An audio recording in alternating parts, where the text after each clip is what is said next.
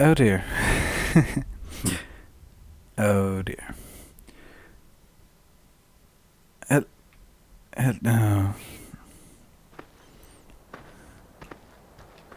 Hello and welcome to another Farming Simulator 15 map spotlight. This time we've taken a trip over to England and Chris 7710's map Drayton Farm. And in an unusual step he has provided us with his own driftmobile. Thank you, Chris. So we're going to drive around in Chris's driftmobile. I don't think he'll mind. So this is Chris's map. It's big. It is really big. He's said it is large scale arable only. And so if you like doing silage, if you like doing animals, you're not going to like this map.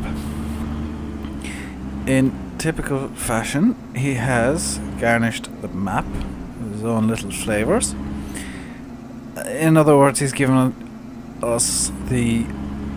you the biggest equipment you can get. A nice mix of equipment, some dolly trailer, big baler, and the biggest harvester in the damn game. As well as, is that the beet harvester? Yes, I think so. I'm not quite sure what the potato and beet harvester is, which one's which. I think that one is the beet harvester. So, he has, as usual, his alt-tip style triggers in the map. He did include a single silo of his own style, of course. Around back here, there's not a lot to see. I haven't driven around the map, so I'm just kind of guessing based on what I would expect from one of his maps. That'd be fun to unload from, because you really have to get the reversing right. I wouldn't advise using a dolly in that one, in there to get that out. I'm gonna guess that it's a really good map. I haven't really looked at it. Has he even... I've just spotted this. Has he installed the weighbridge from Bjornholm? Because I know Bjornholm has one. Does it work this way? Does it?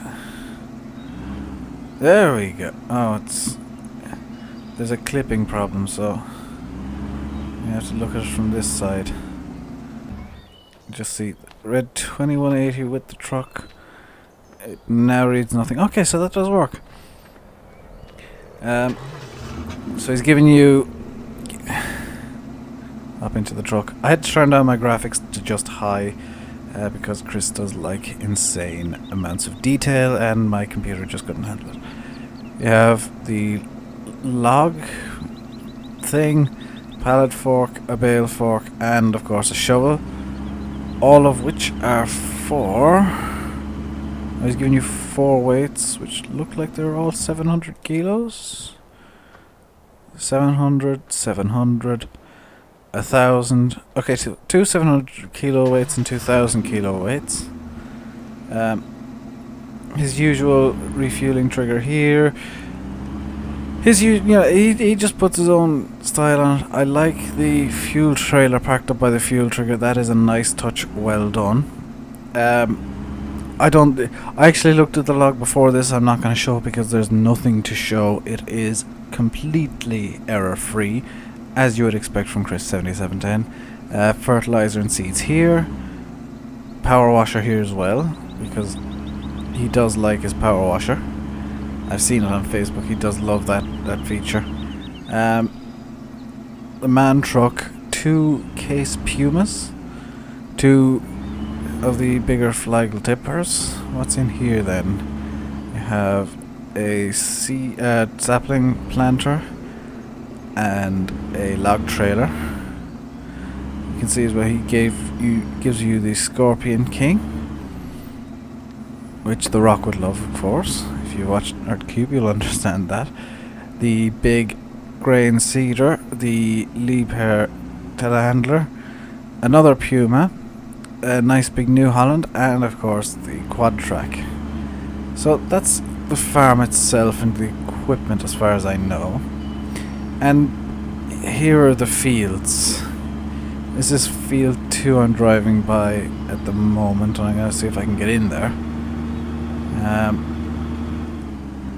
Oh, I've just found something else that I can show you. This is the forestry area. And because it's Chris, he does have a dedicated forestry area. And because it's him, it is, of course, detailed with roads and stuff. And fallen leaves and all that sort of stuff. So, well done once again. It actually looks like something that came straight from the trailers for the game. Now, if you don't have the most powerful of computers, I wouldn't recommend this map to you at all. And there is no smaller version coming.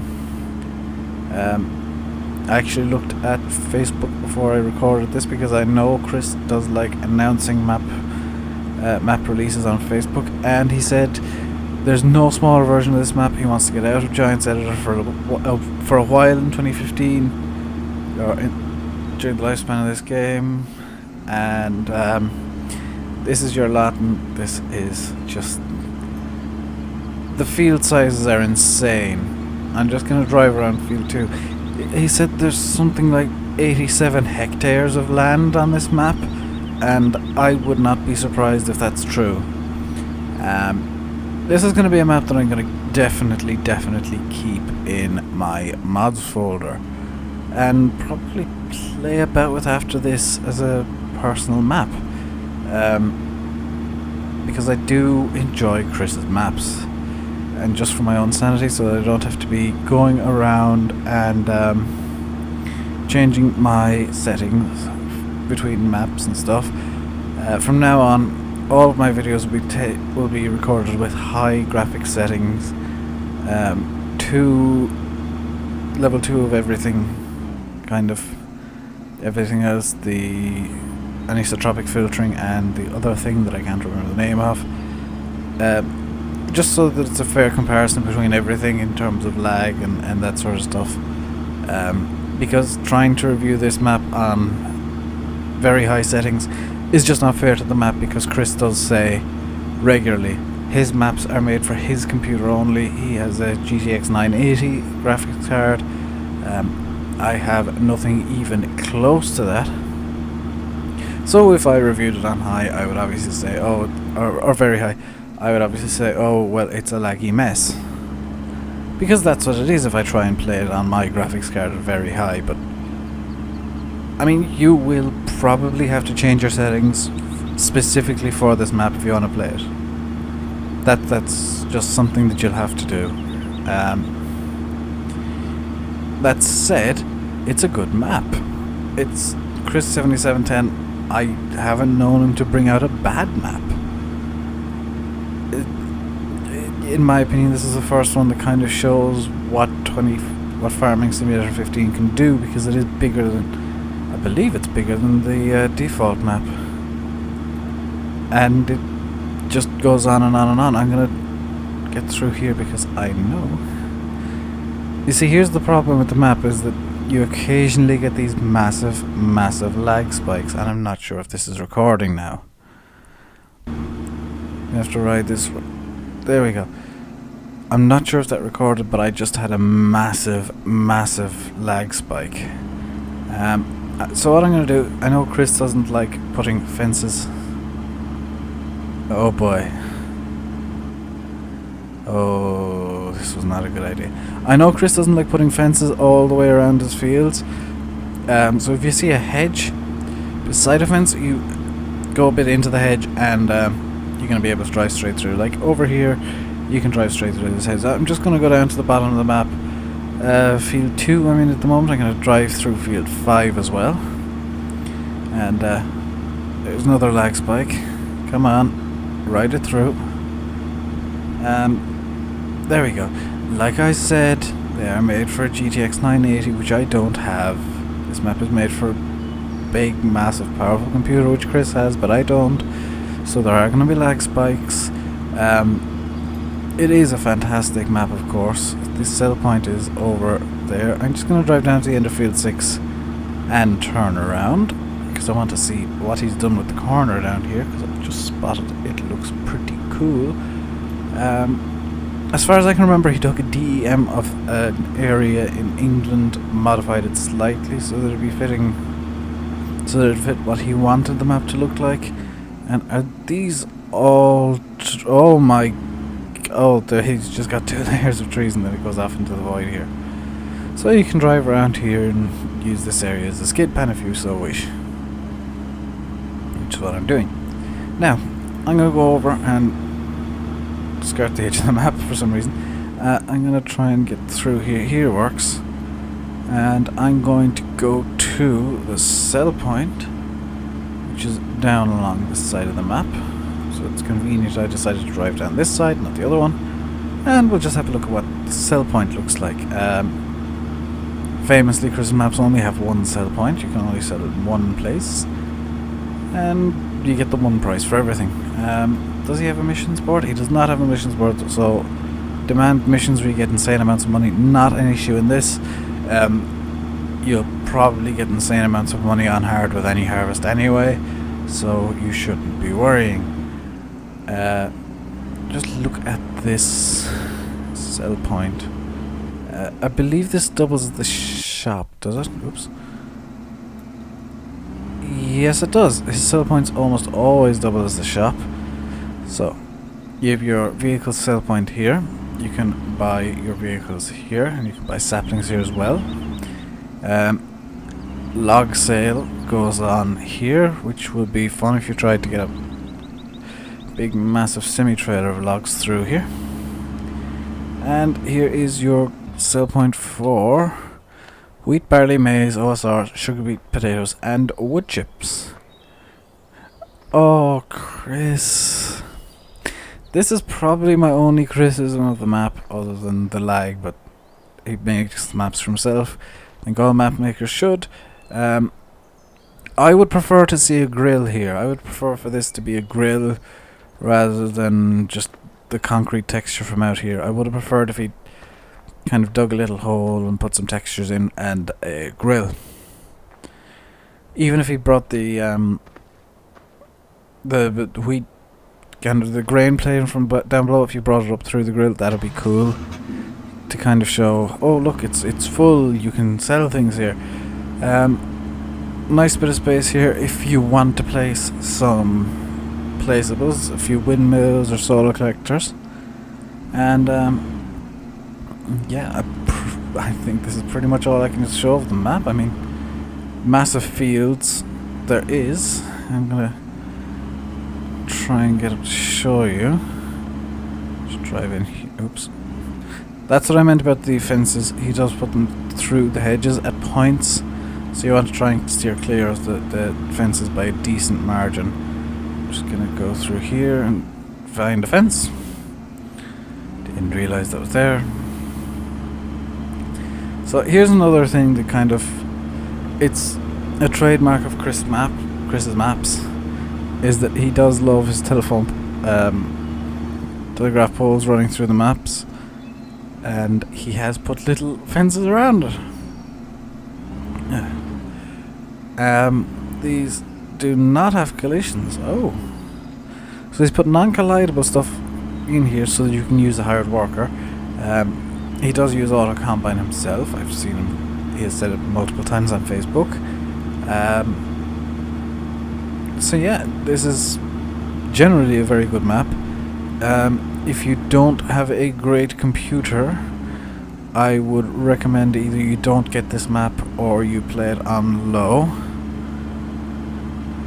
I would generally recommend you don't drive the driftmobile into a tree, because now it is stuck. And now my game's lagging to high hell because the driftmobile is stuck, and I think I've caused an error. There we go. No. More lag. There we go. Can I free this?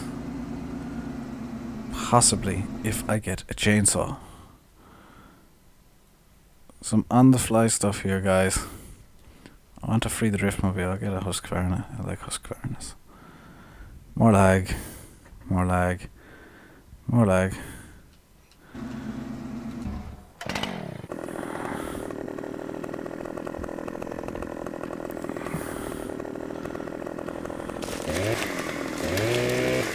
Clear off this tree a bit and see what's going on.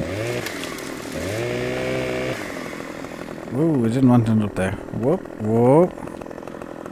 I wonder is this way of the crouch function in-game now? So you can clear out trees a bit better. I want to see what's going on, so stop lagging and start showing me what's going on. In fact, I'm not even going to bother trying to get the driftmobile out right now. I'll bring the Scorpion King out and hope that works. Actually, no, I'm not even going to use the save. This is on easy, and I prefer to play Chris's maps on hard. And probably with medium graphics settings.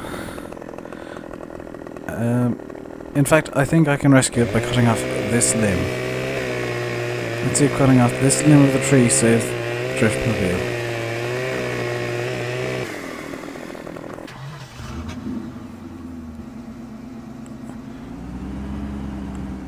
Almost.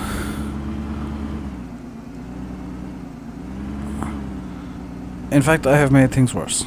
So if I do this, and then this, and then this. Oh, I see. What Chris has done here is he's put a tree halfway into the ground. So I'd actually need to try and cut this limb ridiculously far down. I'm gonna stop this video right here, guys. So, I'm gonna finish up by saying this has been your Farming Simulator 15 map spotlight.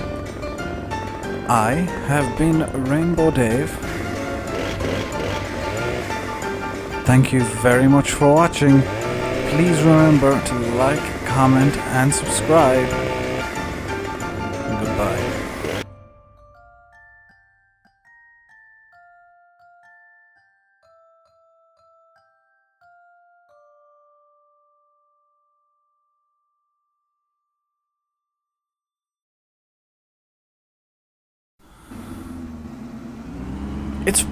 It's free. It's free. I have freed it. I am the best. I am the best chainsaw man. Hire me for all your chainsaw goodness.